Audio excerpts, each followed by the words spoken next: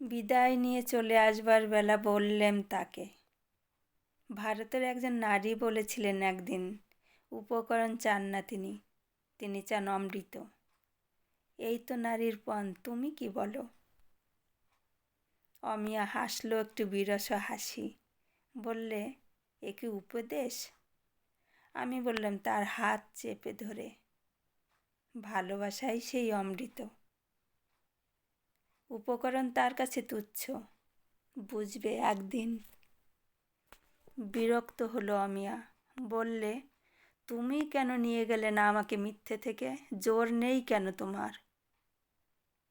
আমি বললাম, বাঁধে আত্মগৌরবে, যতদিন না ধনে হব সমান, আসবো না তোমার কাছে। অমিয়া মাথা ঝাঁকানি দিয়ে উঠে দাঁড়ালো, চলল ঘরের বাইরে।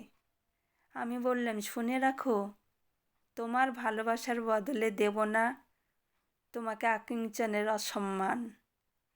এই আমার পুরুষের পণ। দিন যায়, রাত যায়, মাথায় চড়ে ওঠে সোনার মদের নেশা। সঞ্চয়ের ধাক্কা যতই বাড়ে ততই আমাকে ঠেলে চলে, থামতেও পারি না তার তাড়না। বৃত্ত বাড়ে, খ্যাতি বাড়ে, বুক ফুলিয়ে এগিয়ে চলে আত্মশ্লাঘা। শেষে ডাক্তার বললে, বিশ্রাম চাই নিতান্তই, দেহের কল অচল হয়ে এলো বলে। গেলেম দূর দেশে নির্জনে, সেখানে সমুদ্রের একটা খাড়ি এসে মিলেছে পাহাড়তলির অরণ্যে। ভিড় জমেছে গাছে গাছে, মাছ ধরা পাখিদের পাড়ায়। ক্ষীণ নদীটি ঝরে পড়ছে পাহাড় থেকে, পাথরের ধাপে ধাপে। নুড়ি ডিঙিয়ে বেঁকে চলা তার ফটিক জলের কলকলানি। ধরিয়ে রেখেছে একটি মূল নির্জন সুর। নিত্য স্নান করা সেখানকার হাওয়া চলেছে মন্ত্র গুনগুনিয়ে বনের থেকে বনে, দল বেঁধেছে নারকেলের গাছ। কেউ খাড়া, কেউ হেলে পড়া, দিনরাত ওদের ঝালর ঝোলা অস্থিরপনা।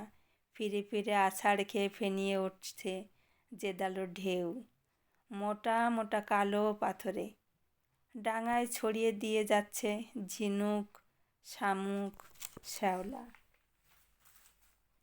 ক্লান্ত শরীর, ব্যস্ত মনকে ফিরিয়েছে শান্ত রক্তধারা স্নিগ্ধতায়। কর্মের নেশার ঝাঁজ এলো মনে, এতকালের খাটুনি মনে হলো যেন ফাঁকি।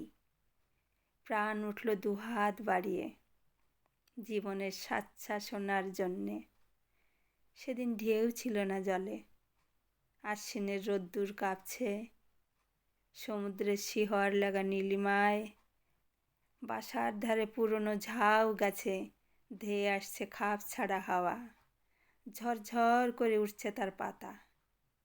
বেগুনি রঙের পাখি বুকের কাছে সাদা, টেলিগ্রাফের তারে বসে লেজ দুলিয়ে ডাকছে মিষ্টি মৃদু চাপা সুরে।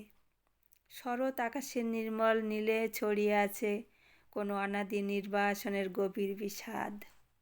মনের মধ্যে হু হু করে উঠছে, ফিরে যেতে হবে। থেকে থেকে মনে পড়ছে সেদিনকার সেই জল মুছে ফেলা চোখে জ্বলে উঠেছিল যে আলো। সেদিনই চড়লুম জাহাজে, বন্দরে নেমেই এসেছি চলে। রাস্তার বাঁকে এসে চাইলেম বাড়ির দিকে, মনে হলো সেখানে বাস নেই কারো। এলেম সদর দরজার সামনে, দেখি তালা বন্ধ। ধক করে উঠল বুকের মধ্যে। বাড়ির ভিতর থেকে শূন্যতার দীর্ঘ নিঃশ্বাস এসে লাগলো আমার অন্তরে। অনেক সন্ধানের পর দেখা হলো শেষে। কোনো 12 ভূঁইয়াদের আমলের একখানা 3 কাল পেরোনো গ্রাম, একটি পুরনো দিঘির ধারে। দিঘির নামেই লোচন দিঘি তার নাম। সেখানে ভুলে যাওয়া তারিখের ঝাপসা অক্ষরওয়ালা ভাঙা দেবালয়। পূর্ব খ্যাতির কোনো সাক্ষী রাখেনি, আছে সে অশ্বতের পাঁজর ভাঙা আলিঙ্গনে জড়িয়ে পড়া। বাড়ির উপরে বুড়ো বটের তলায় একটি নতুন আটচালা ঘর, সেইখানে গ্রামের বালিকা বিদ্যালয়। দেখলুম অমিয়াকে, ছাই রঙের মোটা শাড়ি পরা, 2 হাতে 2 গাছি শাঁখা, পায়ে নেই জুতো, ঢিলে খোপা অযত্নে পড়েছে ঝুলে, পাড়া গায়ের শ্যামল রং লেগেছে মুখে। ছোট ঝাড়ি হাতে পাঠশালার বাগানে জল দিচ্ছে সবজি খেতে। ভেবে পেলাম না কি বলি। তারও মুখে এলো না প্রথম দেখার কোনো সম্ভাষণ, কোনো প্রশ্ন চোখের আড়ে। আমার দামি জুতো জোড়াটার দিকে তাকিয়ে বললে অনায়াসে, বেশি বর্ষায় আগাছায় চাপা পড়েছে বিলিতি বেগুনের চারা, এসো না, নিড়িয়ে দেবে। বোঝা গেল না ঠাট্টা নাকি সত্যি।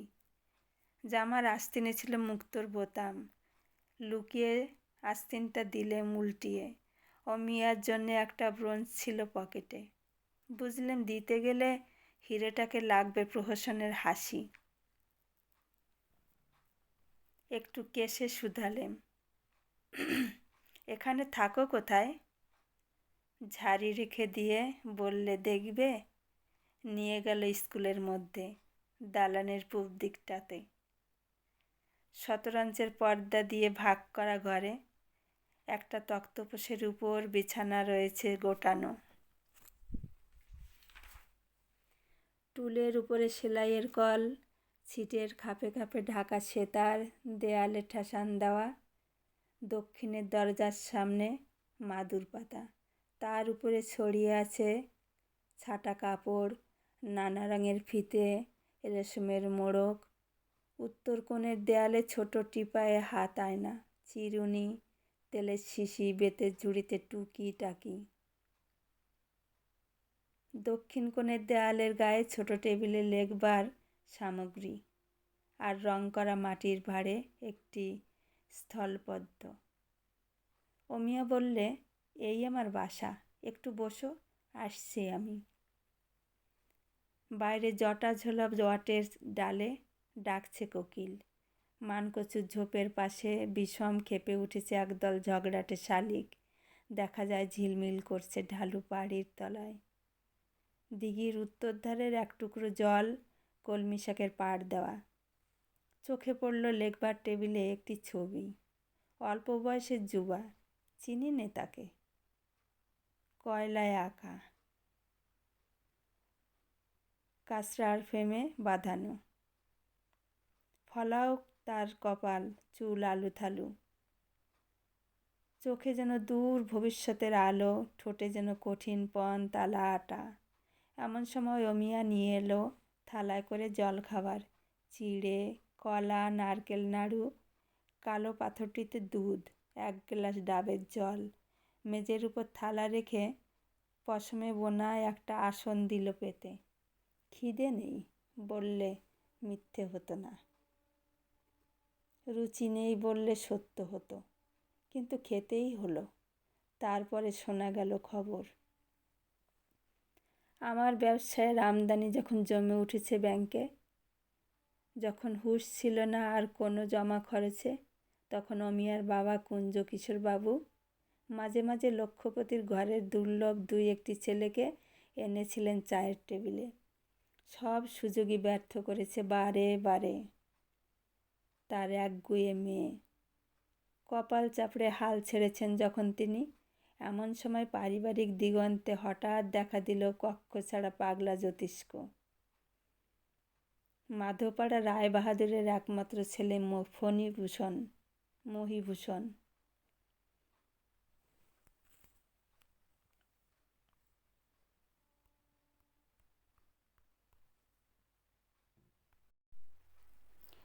মাধোপাড়ার রায়বাহাদুরের একমাত্র ছেলে মহিভূষণ। রায়বাহাদুরের জমা টাকা আর জমাট বুদ্ধিতে দেশ বিখ্যাত। তার ছেলেকে কোনো কন্যার পিতা পারে না হেলা করতে, যতই সে হোক লাগাম ছেঁড়া। 8 বছর ইউরোপে কাটিয়ে মহিভূষণ ফিরেছেন দেশে। বাবা বললেন, বিষয়কর্ম দেখো। ছেলে বললে, কী হবে? লোকে বললে ওর বুদ্ধির কাঁচা ফলে ঠোকর দিয়েছে রাশিয়ার লক্ষ্মী খেদানো বাদুড়টা। অমিয়ার বাবা বললেন, ভয় নেই, নরম হয়ে এলো বলে দেশের ভিজে হাওয়ায় 2 দিনে অমিয়া হলো তার চেলা। যখন তখন আসতো মহিভূষণ। আশেপাশের হাসাহাসি কানাকানি গায়ে লাগতো না কিছুই। দিনের পর দিন যায়। অধীর হয়ে অমিয়ার বাবা তুললেন বিয়ের কথা। মহি বললেন, কি হবে?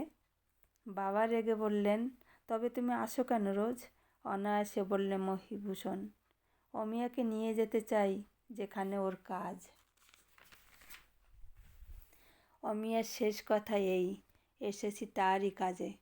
উপকরণের দুর্গ থেকে তিনি করেছেন আমাকে উদ্ধার। আমি শুধালেম, কোথায় আছেন তিনি?